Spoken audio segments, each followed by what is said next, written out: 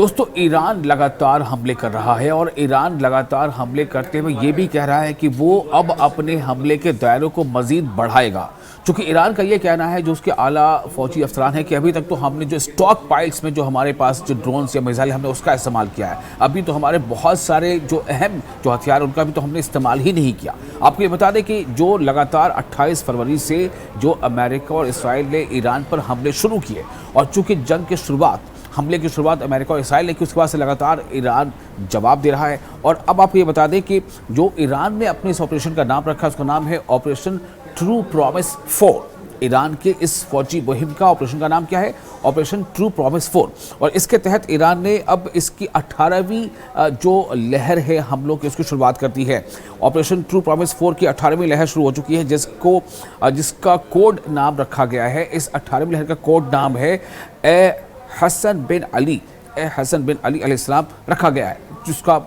उनके नाम से मंसूब किया गया। इस ऐलान में किसी खास हदफ या मालूम के बारे में या मकाम के बारे में तफसीलात नहीं दी गई। जाहिर सी बात है, एक स्ट्रैटेजिक डिसीजन होता है और इसको इफ्शा नहीं किया जा सकता, लेकिन हाँ, सीधा इशारा ज़रूर है कि चाहे वो जितने भी तनसीबात हैं या इंस्टॉलेशन है अमेरिकी और साथ ही साथ इसराइल पे, क्योंकि देखिए जो सबसे ज़्यादा हमले जवाबी हमला जब से शुरू किया है इसराइल ने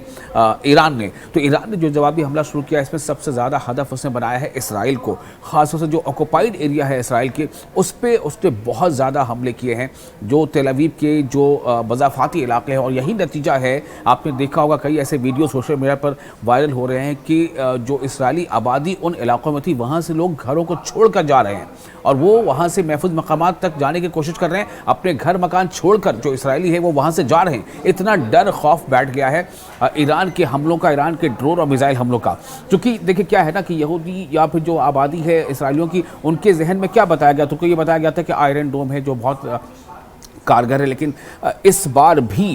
बार भी कई ऐसे मिसाइल जो हैं उन आयरन डोम या जो कह लें कि जो उसकी दिफाई निज़ाम है उसको भेजते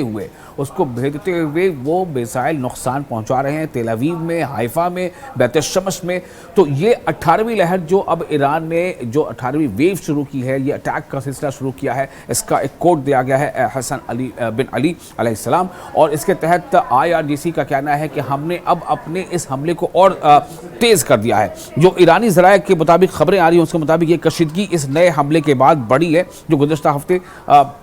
हफ्ते के सुबह अमेरिका यानी शनिचर की सुबह अमेरिका और इसराइल ने ईरान के इलाके पर किया था। बताया जाता है कि इन हमलों में आम शहरियों की बड़ी तादाद मुतासर हुई है और इंफ्रास्ट्रक्चर को भी ज़बरदस्त नुकसान पहुंचा है। और इस आदाद शुमार की आज़ादाना तौर पर अभी तक तस्दीक नहीं हो पाई है। आपको याद होगा कि जब ये खबर आया हुई थी, जब इस बात की तस्दीक हो गई थी कि जो रहबर आला हैं आयतुल्लाह अली ख़ामनी, उनकी शहादत हो गई है, उनका असैसिनेशन कर दिया गया, उसके 2 घंटे के अंदर अंदर जो ईरान ने जो हमले शुरू किए और जो चौतरफा हमले शुरू किए, यकीन मानिए डोनाल्ड ट्रंप भी इस हमले से हिल गए, क्योंकि उन्हें भी इस बात का अंदाज़ नहीं था कि इतना तेज़ हमला और इतना चौतरफा हमला ईरान की तरफ से होगा। तमाम 8 से 10 मुल्कों में जो मिडल ईस्ट के तमाम मुल्क के वहाँ पर हमले शुरू हो गए और उन हमलों में ख़ास तौर से जो अमेरिकी फ़ौजी अड्डे हैं, जिनमें कमोबेश 45 से 50 हज़ार फ़ौजी जो है अमेरिका की, वो इन अड्डों में हैं, चाहे वो कतर में हो, सऊदी अरब में हो, रियाद में हो, UAE में हो या फिर कुवैत में हो या जॉर्डन में हो। और इनमें जो IRGC का अब जो दावा सामने आ रहा है, उसके मुताबिक 680 से ज़ायद जो अमरीकी फ़ौजी हैं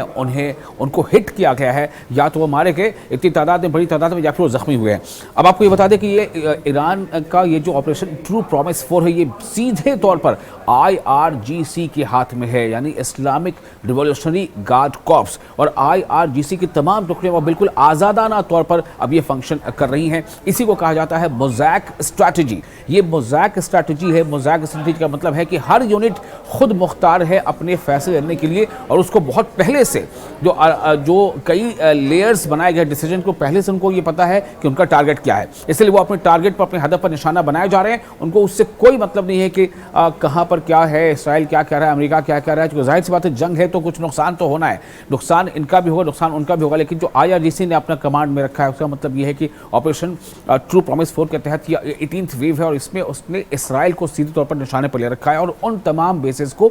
जो अमरीकी अड्डे हैं या बेसेस हैं। सबसे बड़ी बात है कि इन तमाम मशरिक़ वस्ता के जो ख़ास तौर से अरब ममालिक के जो बेसेस हैं, इन बेसेस पर जितने भी अड्डे हैं और जहाँ पे महंगे महंगे रडार सिस्टम्स लगे थे ताकि ईरान की किसी भी एक्टिविटी पर नज़र रखी जा सके, उन तमाम रडार सिस्टम को इसने लगभग ईरान ने तबाह कर दिया। यानी कि अमरीकी जो आँखें थी यहाँ पर इस खित्ते में, उन आँखों को जो है उसने नुकसान पहुँचाया है और उन्हें अंधा कर दिया है। अब अमेरिका को इस बारे में जानकारी अब उतनी आसानी से नहीं मिल पाएगी कि हाँ इसकी मूवमेंट क्या है, मिलिट्री मूवमेंट, चूँकि उन्होंने तमाम रडार सिस्टम को